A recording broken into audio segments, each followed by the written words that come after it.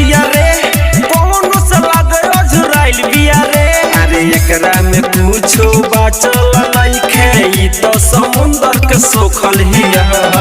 पीछा कइल छोड़ दे करई तो चमार जी के ठोकल हिया। पीछा कइल छोड़ दे करई तो चमार जी के ठोकल हिया।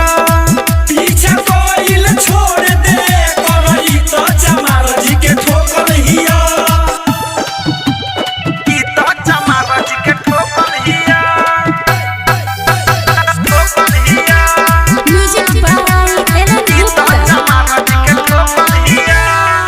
बुझता रसती ताती बिया कइले। बुझता रजतना उतना नहीं खेज गइले।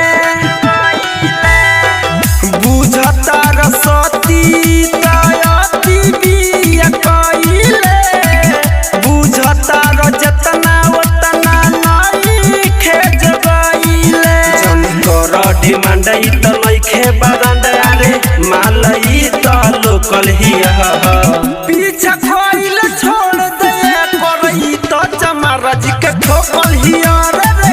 पीछा कइल छोड़ दे करई त चमार जी के ठोकल हिया। पीछा कइल छोड़ दे करई त चमार जी के ठोकल हिया।